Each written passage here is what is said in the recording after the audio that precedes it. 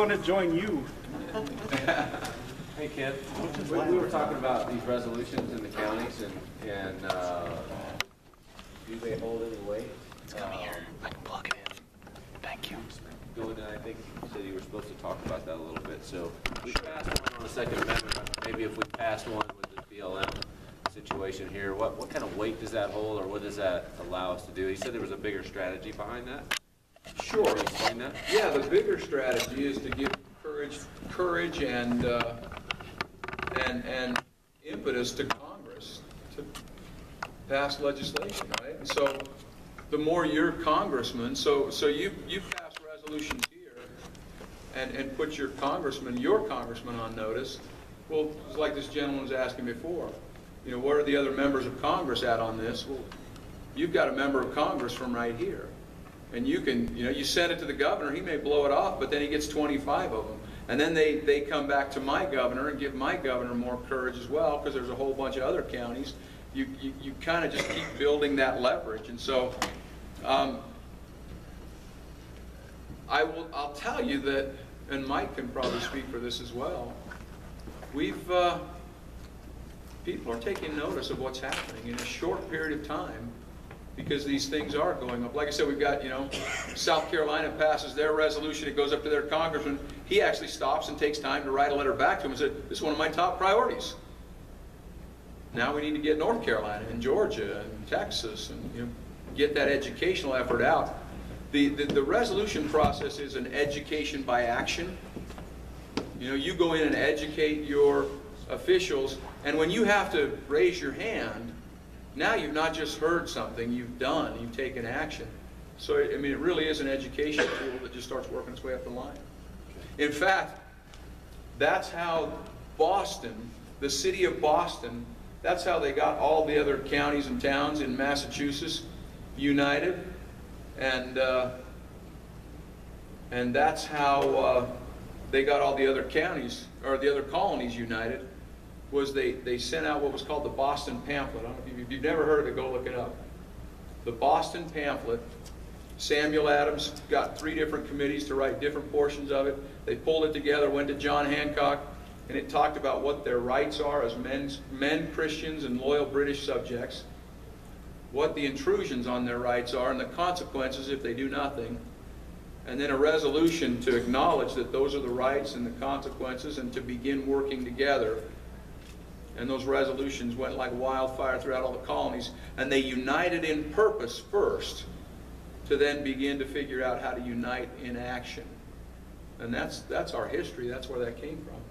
So it's fascinating history, by the way, if you have never seen that. Is there a list going around that you want to... Yeah, there was a petition. Did it make it through? There were a couple of them. Did they make it through? Right. Yeah, there we go. A petition and a list. And then quite frankly, if you want to take more of these, and I didn't put the address, but take one of these and one of my cards, if you want to get some of these filled out, and I don't know, on Saturday if we can get these. Yes, we can. We'll have a booth. Mason County Patriots will have a booth, so we can have it there. Okay. At least, and some other places too, hopefully. And then if we want to get them around, or if you want to take some of these and start out, and then, quite frankly, I'll tell you, what we're moving for right now is we've got to build some educational tools. I got to give you the tools so that you can share this in a you know, 4 or 5 minute bites, because we're not going to get the people to sit here for 2 hours and do this. So we've got to get them where we can you know, we boil it down to 3 simple things. You know, it's already been done. Promises are the same. It's the only solution big enough. We put those into little digital postcards so you can just pass them along. But we just got to build a revenue base. I mean, again, we're only at this about 10 months, and I had 3 months of a legislative session in the middle of that. So we've got to build up the revenue stream. We've got to get, you know, businesses that will kick in, you know, 50 or 100 bucks a month, and individuals that will kick in 10 bucks a month, or, you know, kick in a hamburger and a Coke a month or whatever, and build that revenue base. Get the counties on board. The counties are joining at about $5,000 a county, or $1 a head of people in their county is what they're typically joining at. And you know, we start moving that forward, build the tools so we can get them out to you. So if you're interested and you can help, I mean, please, any help you can give us, that'd be great. Ken, Janet Brewer just keeps spinning through my mind right now, because as the state's, her position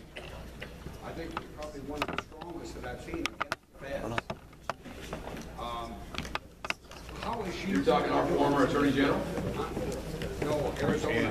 Oh, I'm sorry, that's right, I was thinking. Yeah. Yeah, The feds say, you're not doing your job. yeah. We have justification. We are a state, our state, our sovereignty. And Yeah, so question. Email Rose or John. she hasn't been all that successful.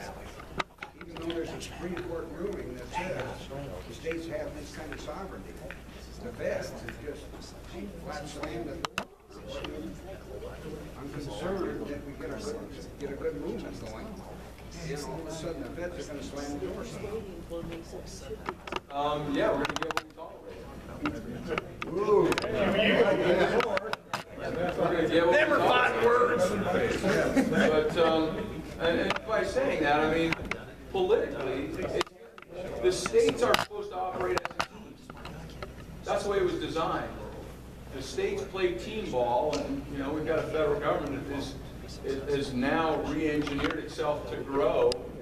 The states are gonna have to figure out how to play team ball, and we're working on other fronts on things like that as well. That's what that Where's the Line Foundation is about, is teaching. So if, you know, if you can, if you're interested in helping out there, that's great. We're working on raising money with that. But the focus of that is teaching state leaders and legislators that there is a line. In fact, I'll share with you something. Oh, thank you. A way to think about this is, I just spent last week. This is with Becky them. Ivory. Oh. No, I'm No, not. Oh, No, this excuse is me. another. Whoa! I'm so sorry. I'm My name's confused. Lori Rewalt. I live in Montrose. Pardon and me. I'm the intern coordinator for American Lands Council. Oh, I am and so sorry. Representative Ivory. And I was just in Iowa. I was just in Utah all last week and early part of this week.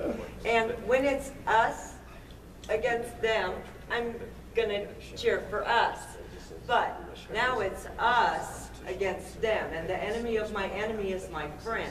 And if that's the mentality that we have to do so that we have one united adversary, being the federal government, it doesn't matter what they're doing in Wyoming and everything else. We had this discussion with another intern that's coming in who doesn't like that that American Lands Council is promoting education as one of the beneficiaries of the land, of being able to get our land back. And he's really opposed. He doesn't want education to be the beneficiary. He doesn't even want to talk about education being the beneficiary. And when we were going through this, geez, this was almost 2 months ago when we started this, I said, you know what, you have to respect, if Wyoming wants to use the money when they get their state back, if they wanted to use their money to build a teacup museum, you have to respect that that's what they're doing with their funds.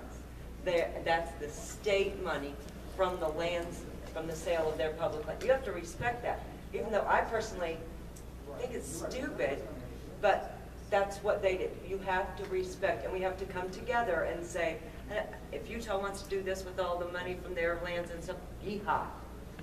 May not be what we want to do, but that's not the point. And there are little factions that have been coming out of states not standing together because they think they have a better idea with what we should be doing. And it's even those of us that are coming together to do that. And we need to just throw that aside and say, you know what, we'll split hairs with ourselves. Nobody else needs to.